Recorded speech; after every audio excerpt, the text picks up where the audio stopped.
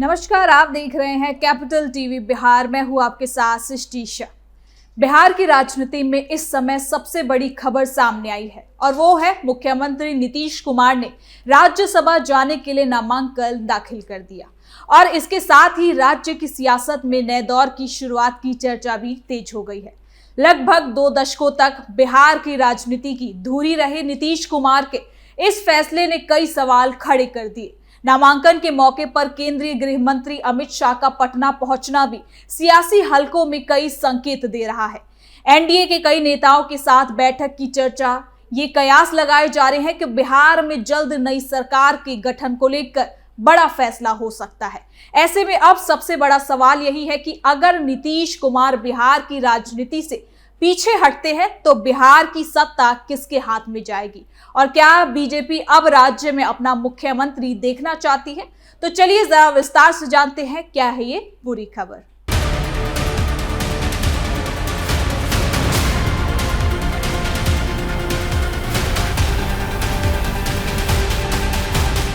नीतीश कुमार ने राज्यसभा में जाने के लिए नामांकन भर दिया है। उनके साथ जेडीयू के रामनाथ ठाकुर, बीजेपी के नितिन नवीन और शिवेश कुमार, साथ ही राष्ट्रीय लोक मोर्चा के उपेंद्र कुशवाहा ने भी नामांकन किया है। अभी तक जो खबर आ रही है उसके मुताबिक खुद केंद्रीय गृह मंत्री अमित शाह इस मौके के गवाह पटना बनकर पहुंचे। तस्वीरों में भी हम देख सकते हैं कि कैसे नामांकन के दौरान शाह वहां पर मौजूद रहे और उनकी मौजूदगी में ही नेताओं ने अपना पर्चा दाखिल किया। आपको बता दें कि नामांकन के बाद एनडीए नेताओं के साथ शाह ने सीएम ऑफिस में एक बैठक भी की, जिससे ये उम्मीद लगाई जा रही है कि बैठक में कौन बनेगा बिहार का अगला मुख्यमंत्री, इस पर चर्चा हुई है। ये खबर सिर्फ एक नेता के संसद पहुंचने की नहीं है, बल्कि बिहार की 20 साल पुराने राजनीतिक व्यवस्था के खत्म और नए सत्ता समीकरण की शुरुआत की है। नीतीश कुमार 75 साल के हो चुके हैं। नवंबर 2025 के विधानसभा चुनाव में एनडीए ने भारी जीत हासिल की। बीजेपी अकेले 89 सीटों के साथ सबसे बड़ी पार्टी बनी। जेडीयू ने 85 सीटें जीती। विधानसभा के चुनाव नतीजों को नीतीश कुमार की बेहद लोकप्रियता का परिणाम माना गया। चुनाव के बाद नीतीश कुमार 10वीं बार मुख्यमंत्री बने, लेकिन मात्र 4 महीने बाद ये फैसला सुनकर हर कोई अचंभित हो गया। जेडीयू के लोग इसे नीतीश की अपनी मर्जी बता रहे हैं, लेकिन राजनीतिक गलियारों में इसे राज्य की राजनीति से सम्मानित विदाई के रूप में देखा जा रहा है। पर विपक्ष का सीधा आरोप है कि बीजेपी ने अपने एक और सहयोगी दल को निगल लिया है। जाहिर है कि सबकी निगाहें अब इस पर लगी है कि नीतीश कुमार को राष्ट्रीय भूमिका में आखिर क्या मिलता है। अमित शाह की मौजूदगी और नई सरकार गठन की चर्चा साफ संकेत है कि अब बिहार में बीजेपी अपना मुख्यमंत्री देखना चाहती है। तो चलिए इस मामले से जुड़ी तमाम जानकारी इस रिपोर्ट में देखते हैं। नीतीश कुमार का राज्यसभा जाना उनके राजनीतिक करियर का एक खास मोड़ है, लेकिन इसमें उनके बेटे निशांत कुमार की भूमिका साफ दिखाई देती है। सूत्रों के अनुसार नीतीश 75 साल की उम्र और स्वास्थ्य कारणों के चलते राज्य की राजनीति से दूर हो रहे हैं, ताकि बीजेपी को मुख्यमंत्री पद देने का रास्ता साफ हो सके। लेकिन इस बीच निशांत को उप मुख्यमंत्री बनाया जा सकता है, जो उनकी राजनीतिक शुरुआत का संकेत है। पहले खबर थी कि निशांत को राज्यसभा भेजा जाएगा, लेकिन अब नीतीश खुद जा रहे हैं। शायद बेटे को राज्य स्तर पर स्थापित करने के लिए ये करना बहुत ज्यादा जरूरी था, पर ये कहना सिर्फ कयासबाजी ही है। नीतीश हमेशा परिवारवाद के खिलाफ रहे। अगर उन्हें अपने बेटे को राजनीति में स्थापित करना होता तो पहले ही कर चुके होते। पार्टी कार्यकर्ताओं के दबाव में जेडीयू के भविष्य को देखते हुए निशांत की राजनीति में एंट्री को वो सहमति दे सकते थे, पर यह कहना ज्यादा ही होगा कि अपनी कुर्सी त्याग कर वो अपने बेटे को राजनीति में स्थापित कर रहे हैं, क्योंकि जहां तक अपने बेटे को मंत्रिमंडल में शामिल करने की बात है, वो ये काम बिना कुर्सी छोड़े भी कर सकते थे। आपको बता दें कि नीतीश कुमार का वोट बैंक खास रूप से कुर्मी, कोयरी, लवकुश, अति पिछड़ा वर्ग, ईबीसी, महादलित और महिलाओं को मिलाकर बनता है। राज्यसभा जाने से उनका व्यक्तिगत प्रभाव कम हो सकता है, लेकिन अगर बेटा निशांत उप मुख्यमंत्री बनता है तो ये वोट बैंक जेडीयू के पास बना रह सकता है। नीतीश ने ईबीसी को मजबूत करने के लिए कई कदम उठाए, जैसे कर्पूरी ठाकुर के बेटे रामनाथ ठाकुर को राज्यसभा में रखना। बीजेपी अब इस वोट बैंक को अपनी ओर खींचने की कोशिश करेगी, खासकर स्वर्ण जातियों और दलितों को जोड़कर। 2025 के चुनाव में एनडीए की जीत नीतीश की छवि पर टिकी थी, लेकिन अब बीजेपी की निगाह नीतीश कुमार की कुर्सी की तरह उनके वोट बैंक पर भी होगी। आरजेडी और कांग्रेस भी नीतीश कुमार के इस वोट बैंक के लिए अपना अपना दावेदार बन सकते हैं, पर बीजेपी जिस तरीके से नीतीश को विश्वास में लेकर उनकी विदाई कर रही है, उससे ये साफ लगता है कि जेडीयू के वोट बैंक को बीजेपी अपना वोट बैंक बनाने में सफल हो जाएगी। आपको बता दें कि जेडीयू का भविष्य नीतीश कुमार के राज्यसभा जाने से अनिश्चित हो गया है।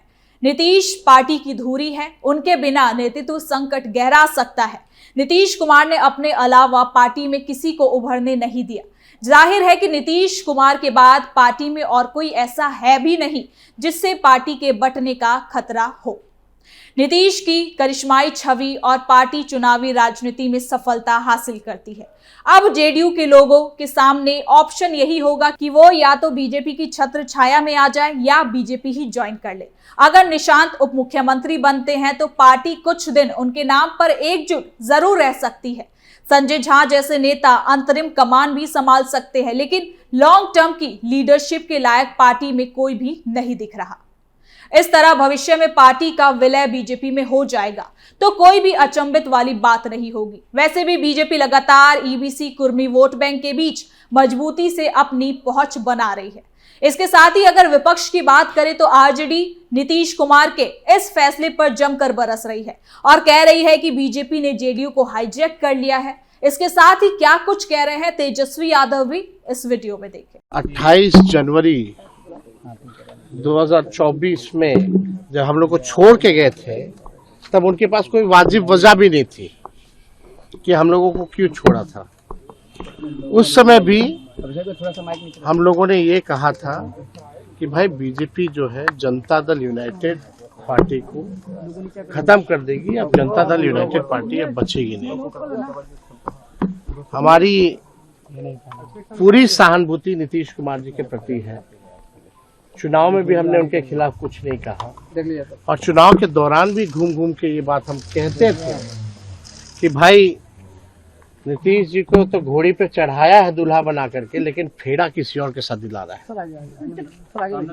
यही सच्चाई है और बीजेपी नहीं चाहती है कि कोई ओबीसी समाज, अति पिछड़ा समाज, दलित आदिवासी समाज जो लीडर है या सामाजिक न्याय की जो बात करता है, धर्मनिरपेक्षता की जो बात करता है, उसको ये भाजपा के लोग टिकने नहीं देना चाहते। हम जानते हैं उड़ीसा में, मध्य प्रदेश में, हर जगह जो है ये ऐसे सीएम चुनते हैं भाजपा, भले ही ओबीसी समाज के हो, लेकिन रबर स्टैंप वाला जो सीएम जो है भाजपा जो है चुनती है। यानी हम पहले भी कहते रहे हैं कि भाई पूरी तरीके से भाजपा ने हाईजैक नीतीश कुमार जी को कर लिया। आज वो बात जो है साबित हो गई। नीतीश कुमार का मुख्यमंत्री पद छोड़कर राज्यसभा जाना बिहार की राजनीति में बड़ा बदलाव है, पर एक सवाल हर किसी के मन में उठ रहा होगा कि नीतीश कुमार के इस फैसले से उन्हें क्या हासिल होगा।